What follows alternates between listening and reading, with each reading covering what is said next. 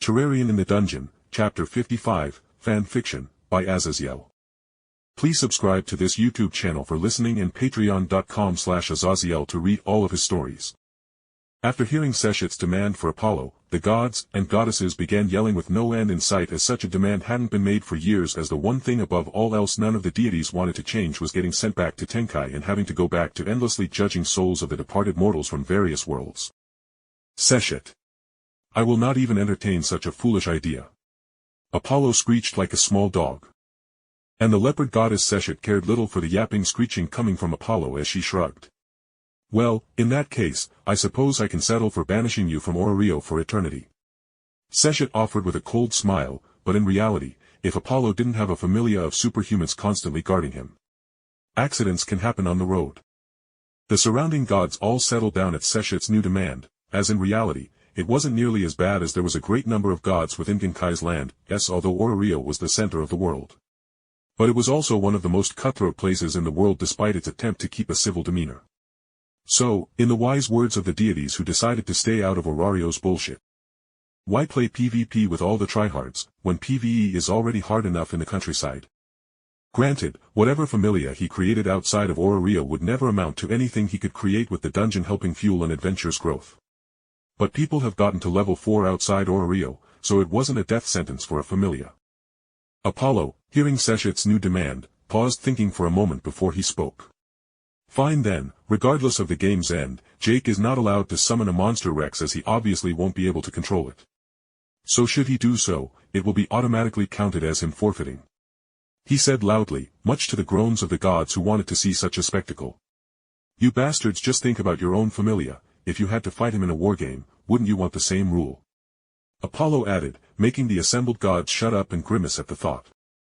Irrelevant. Jake can and will deal with all the wretches within your familia without an uncontrollable monster getting in his way more than attacking your members. Seshat snorted before looking at Loki. Choose the game format. I tire of looking at that tomato soup-themed buffoon. Seshat said coldly, losing her sadistic veneer she put on as she looked at Loki with a bit of respect. Loki looked to Apollo, who nodded, and she just shrugged as she dipped her hands into the box containing slips of paper that held the details for the game format the wargame would be based on. Huh. Well, Apollo chose a number between 1 and 10. Loki asked, making Seshat frown, as that meant that it was a more objective-based game than a pure combative one. 1, as there is only one sun in the sky. Apollo said as he folded his arms across his chest while staring at Loki with a serious face. Loki hummed before she clapped her hands. Well, guys. The wargame of the Seshat familia's Jake Barris versus Apollo's remaining familia is capture the flag, with Seshat's familia defending the flag. Loki cackled ecstatically, but Seshat didn't scream about how Jake had to unfairly guard a flag against dozens of Apollo members. She just stood up from her seat as she stared at Apollo from across the table, as the cheering in the room at such an interesting game format was decided, as the room silenced down waiting for Seshat to say something. Good luck having your familia swim through lava, you disgrace of a god. And with that sentence said, she spun on her heel as she strode out of the meeting room, uncaring of the gods. She was acquainted with those who wanted to speak to her. She had done her part in signing the Apollo familia's death warrant. They don't wish to speak to me. They just want some of Jake's weapons or accessories. Astounds me how the fools haven't gotten obsessed with the accessories that give minor skills in of themselves. But how could I be surprised that foolish mortals and gods all just focused on his metal poking sticks that don't break? Seshat snorted, rolling her eyes as she got into the same elevator that would take her down to where Jake was hopefully waiting for her.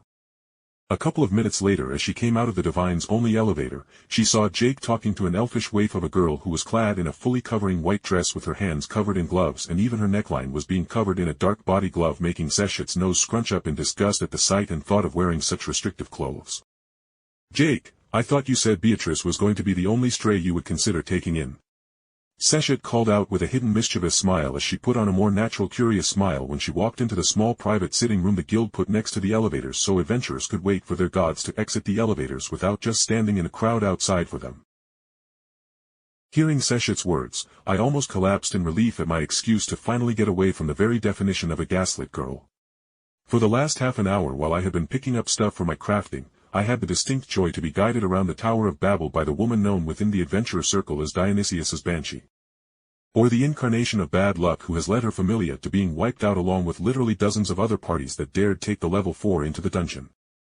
I didn't know how much she knew about her so-called run of bad luck, but I knew her dear Dionysus got her familia and friends killed to push her to the depths of despair because she had a skill that made her both stronger and grow faster, dependent on her level of despair. That, and she was half monster after Dionysus grafted the monster's flesh into her body under the promise that it would make her stronger, so none of her friends would die anymore. Yeah, fat lot that did, and thus we were left with a partially broken by despair elf who hung on her precious Dionysus words. And the damned god was actually one of the leaders of Evelus. So, seeing Seshat come out of the elevator, I was exhilarated, to say the least, to escape from the psycho elf who was tripping over her words and obviously trying to get closer to me like how Hythe Velvet from Freya's familia tried to. Wait. Don't leave. I wanted to talk to Lady Seshat about a transfer to the Seshat familia. Philvis Chalia said dramatically, and Seshat's face broke into an eager grin at my utterly dismayed face with her going as far as taking Philvis Chalia's glove-bound hand into her own as she looked into the dull, wine-red eyes of the elf. Oh hiya. And what do you want with my familia, you broken girl?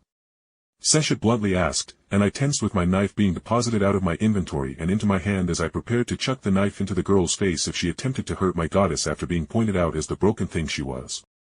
But instead, Philvis just smiled sadly as she shook her head. Ah, you are one of those gods that can see souls. She started with her smile turning wry before she continued. Well, my god has thrown me out. I did nothing to betray him, and he has wiped my fauna clear of his divinity. Philvis bowed her head to the slightly shorter goddess as she took a deep breath as my mind whirled on why the hell hadn't Seshat called her out on lying. Why in the hell would Dionysus throw aside someone who could fight Otter for a while? Granted, Philvis hadn't done anything at all for Evelus yet, as Dionysus hadn't even made an appearance as in Io yet, nor has he even attacked Orerio or Loki's adventurers with his plant monsters, as Loki's expedition wasn't slated to leave for another couple of days. So maybe I shouldn't judge people for the terrorism they may do in the future. Yeah, no, I am not that soft-hearted. I thought strongly, but as I watched Seshat's reactions to Philvis's sob story, why I realized that I was dealing with a goddess who had her whims. Then Seshat got to my main concerns as she saw my poker face that didn't hide how I wasn't happy with this, so she coughed.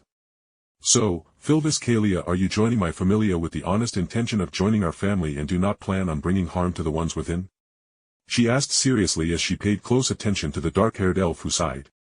I swear upon my name and the sacred forests that I desire to join the Seshat familia while it's still low on numbers so I can make a good difference. I want to join to have a family backing me.